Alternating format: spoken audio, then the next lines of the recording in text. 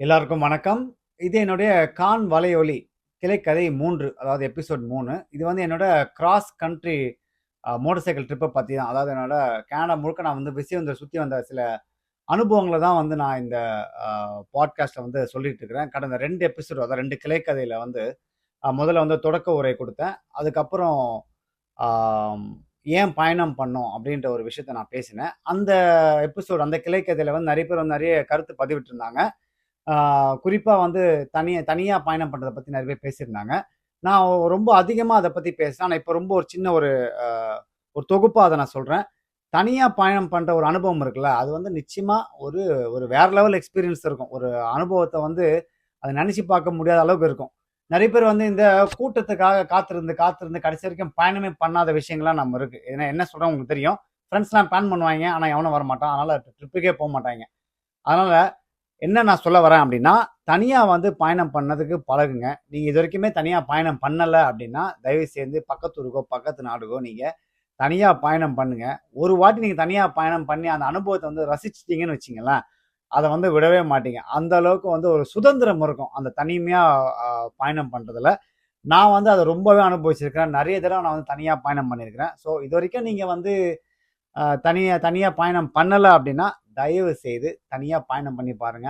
அது வந்து வேற லெவல்ல இருக்கும். உண்மையா சொல்றேன். ட்ரை பண்ணி பாருங்க. இந்த வாரம் நான் பேச போறது என்னன்னா, என்னோட பிரிப்பரேஷன் ஆஃப் த ட்ரிப். அதாவது என்ன எப்படி நான் வந்து ஆயத்தப்படுத்திக்கிட்டேன், என்ன எப்படி நான் தயார்படுத்திக்கிட்டேன் இந்த இந்த நெடுந்தூர பயணத்துக்கு அப்படின்றத நான் இன்னைக்கு சொல்லப் போறேன். ஆ இதுக்கு நெறைய விஷயங்கள் இருக்குது. முதல்ல வந்து நான் வந்து என்னோட விசையுந்த பத்தி தான் சொல்லணும். எப்படி வந்து நான் வந்து இந்த விசையுந்து இந்த ட்ரையம்ப் டைகர் 1200 சிசிய வந்து எப்படி நான் சூஸ் பண்ணேன் அப்படின்னு நான் பார்க்கணும். அப்படி நான் சொல்றேன். நான் நெறைய வண்டிங்கள வந்து ஓட்டி பழகுனேன். BMW GS 1250 ஓட்டினேன். அப்புறம் Ducati Desert ஓட்டினேன். அப்புறம் வேற என்ன ஓட்டினேன்? Triumph Tiger இது ஓட்டினேன். இது 3 வண்டி தான் மெயினா முதல்ல ஓட்டினேன். இது மத்த 2 வண்டியும் வந்து எனக்கு பெருசா அந்த அளவுக்கு ரொம்ப நல்லா சூப்பர் வண்டி Ducati Desert Xம் சரி, BMW GSம் சரி, சரியான வண்டி 2மே. பட் இருந்தாலும் அந்த Triumph Tiger ஏறி மேல உட்கார்ந்த உடனே நமக்கு ஒரு வசதி அந்த கம்ஃபர்ட் ஜோன் கிடைக்கும்ல. ஏறி உட்கார்ந்தோனே வந்துருச்சுப்பா. அதாவது சொல்லுவாங்கல்ல, நான் வந்து விசைந்த தேர்வு செய்யல. அந்த விசையும் தான் என்ன தேர்வு செஞ்சது. அதான் சரியா இருக்கும். ஏன்னா, ஏறி உட்காந்தா ஒரு கெத்தா இருந்துச்சு வண்டிய ஓட்டுறதுக்கு. அது மட்டும் இல்லாம 1200 சிசி. இதெல்லாம் விட ஒரு முக்கியமான விஷயம். இந்த வண்டிய நான் வந்து தேர்வு செஞ்ச காரணம் வந்து, வண்டியில வந்து 30 லிட்டர் இந்த பெட்ரோல் இந்த கேஸ் வந்து ஃபில் பண்ணலாம். கிட்டத்தட்ட 500லேருந்து 600 கிலோமீட்டர் வரைக்கும் ஒரு ஃபுல் டேங்க்ல போகும். ஒரு ஒரு சின்ன ஒரு சின்ன மகிழுந்து அதாவது சின்ன கார்ல வந்து எந்த அளவுக்கு போ முடியுமோ, அதே அளவுக்கு வந்து இந்த வண்டியிலயும் போக முடியுன்ற ஒரு காரணத்துக்காக இந்த வண்டிய நான் வந்து தேர்வு செஞ்சேன். 2023ல தான் அது வாங்கினேன். ஆ வாங்கின அந்த ஒரு 2, 3 மாசத்துல வந்து நான் சின்ன சின்ன குறும் பயணங்கள்லாம் பண்ணினேன். அதாவது சின்ன சின்ன இடத்துக்குலாம் போய் ஒரு 400 கிலோமீட்டர், 500 கிலோமீட்டர்லாம் ஓட்டி வண்டிய வந்து பழக்கப்படுத்திக்கிட்டேன். வண்டி எவ்வளோ வெயிட் இருக்கும், இப்போ ஓட்டுனா எப்படி இருக்கும், சாஞ்சா எப்படி இருக்கும், வண்டிய தூக்குறதுக்கு எப்படி இருக்கும், இதெல்லாம் வந்து நான் வந்து ஒரு 2 மாசத்துல வந்து நான் பழகிட்டேன். ஆ வண்டி ஓட்டுறதுக்கு வேற லெவல் ஒரு எக்ஸ்பீரியன்ஸா இருந்துச்சு. ஏன்னா, இதுவரைக்கும் நான் இந்த இவ்வளோ பெரிய வண்டி நான் ஓட்டுனது கிடையாது. இப்பதான் முதல் தடவ. அதுவும் அட்வென்ச்சர் பைக் நான் ஓட்டுறது இதான் முதல் தடவ. ரொம்பவே ஒரு வித்தியாசமான அனுபவமா இருந்துச்சு. இதுதான்டா திஸ் இஸ் த ஒன் அப்படின்ற ஒரு ஃபீலிங்க வந்து இந்த வண்டி எனக்கு குடுத்தது. ஒரு நம்பிக்கை எனக்கு வந்துச்சு. சரி கனடா முழுக்க நம்ம போறோம். ஆ ஆ ஒரு கிட்டத்தட்ட ஒரு 15,000லேருந்து 20,000 கிலோமீட்டர் வந்து வண்டிய ஓட்டிட்டு போறோம். இந்த வண்டி தாக்கு பிடிக்குமா அப்படின்ற நம்பிக்கை வந்து எனக்கு போன வருஷமே இந்த வண்டி குடுத்துருச்சு. அதனால நீங்க விசைந்து ஓட்டுறதா இருந்தா உங்களுக்கு அந்த இது புரியும்னு நெனைக்கிறேன். ஒரு வண்டிய நம்ம ஓட்டுறப்போ அந்த கம்ஃபோர்ட் ஜோன் நமக்கு குடுத்துச்சு அப்படின்னா, நம்ம வந்து எவ்வளோ தூரம் வேணாலும் அந்த வண்டியில போலாம். அந்த ஒரு அனுபவத்த தான் வந்து இந்த வண்டி எனக்கு குடுத்துச்சு. சரி ஓகே வண்டி ரெடி ஆயிருச்சு. இனிமே அடுத்து என்ன பண்ணணும் அப்படின்னா, துட்டு, காசு. இந்த பயணத்துக்கான ரொம்ப முக்கியமான ஒரு விஷயம் வந்து இந்த காசுன்னு தான் நான் சொல்லுவேன்.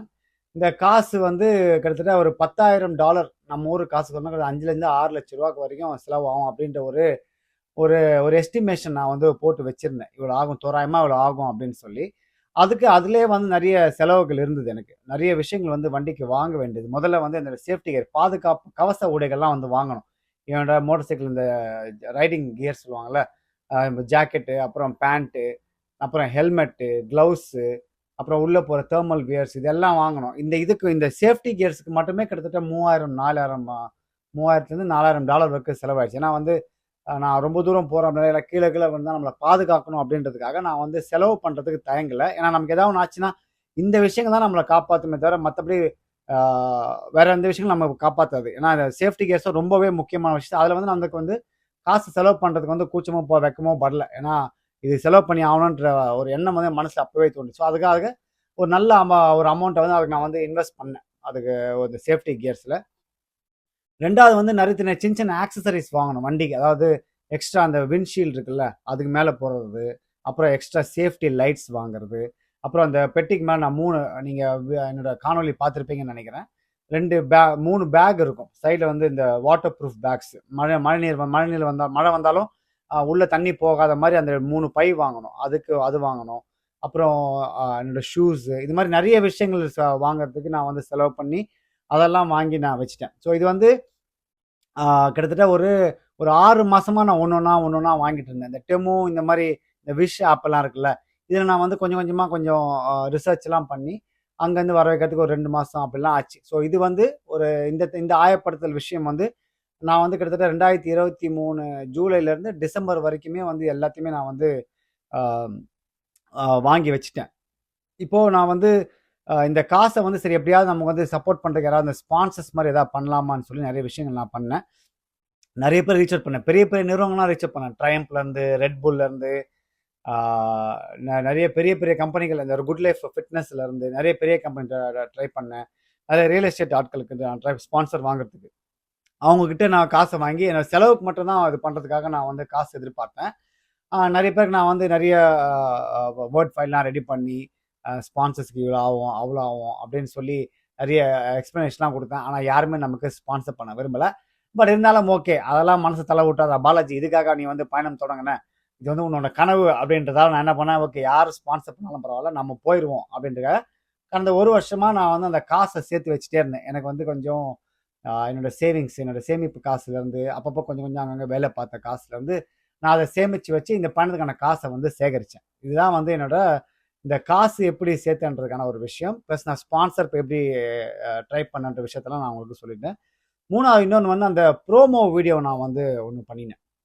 உங்களுக்கே தெரியும், அந்த ஒரு அந்த ட்ரோன் ஷாட்ஸு, அப்புறம் நிறைய இடத்துல போய் ஷாட்ஸு இதுக்கெல்லாம் பண்ணுறதுக்கு அது கொஞ்சம் டைம் எடுத்து நான் பண்ணோம். இதுக்கு வந்து சில நண்பர்களுக்கு நான் வந்து நன்றி சொல்லணும். முதல்ல நம்ம பிராஸ்லிங்கம்னு ஒரு நண்பர் இருக்கார். அவர் தான் இந்த இதுக்கான ஒரு இயக்குனர், எடிட்டர், பட தொகுப்பாளர். அவர் வந்து அவரே வந்து நான் பண்ணித்தரேன் அப்படின்னு சொன்னார். அவருக்கு ஒரு நன்றியை தெரிவிச்சுக்கிறேன்.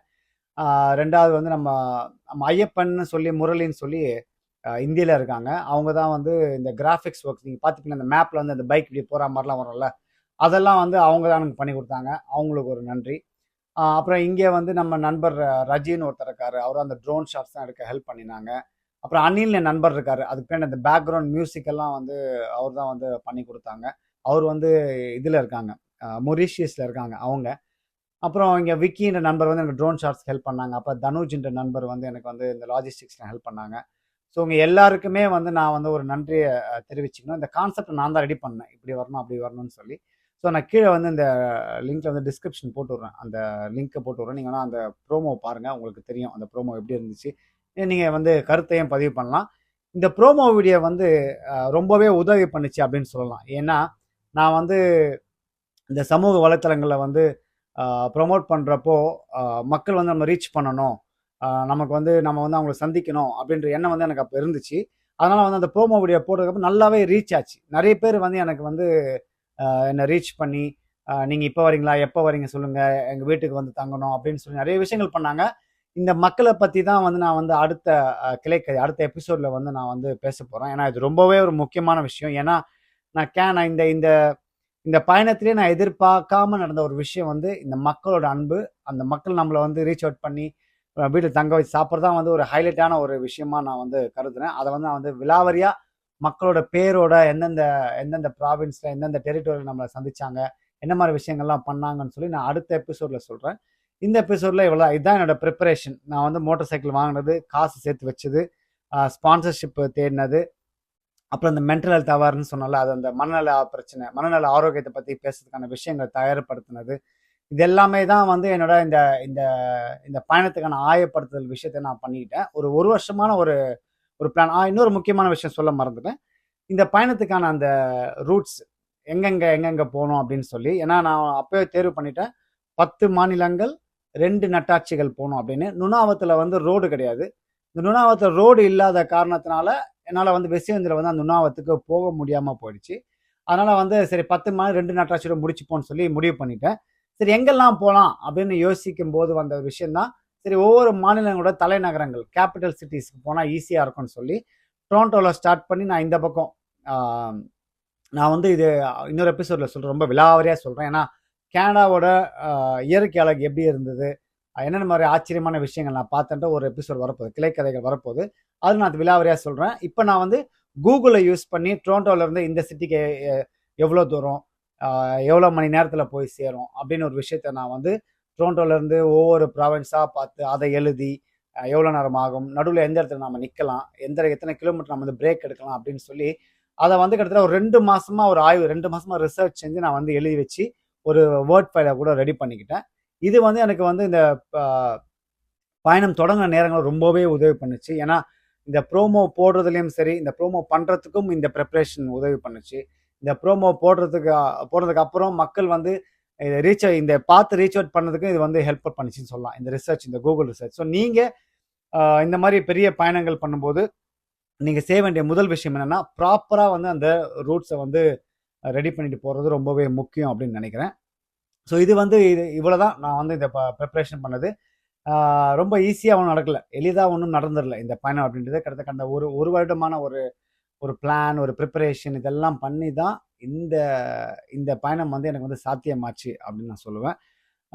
இது வந்து ஒரு வித்தியாசமான அனுபவம். அடுத்த கிளைக்கதையில் என்ன பேச போகிறோம் அப்படின்னா, நான் இந்த பயணத்திலே ரொம்ப எதிர்பார்க்காத ஒரு விஷயம், மக்களோட அன்பு. அதை பற்றி தான் நான் பேச போகிறேன். இந்த கிளைக்கதை உங்களுக்கு இந்த எபிசோட் உங்களுக்கு பிடிச்சிருந்துச்சு அப்படின்னா அடுத்தவங்களுக்கு பகிருங்க. உங்கள் கருத்துக்களை வந்து கீழே போடுங்க. அடுத்த கிளைக்கதை சந்திக்கலாம். அதுக்கு முன்னாடி, the world will be a better place if we all know the difference between what we want and what we need. தேவைக்கும் ஆசைக்கும் உள்ள வித்தியாசத்தை உணர்ந்துட்டோம் அப்படின்னா வாழ்க்கை ரொம்ப சிறப்பாகவும் எளிமையாகவும் இருக்கும். நன்றி, வணக்கம்.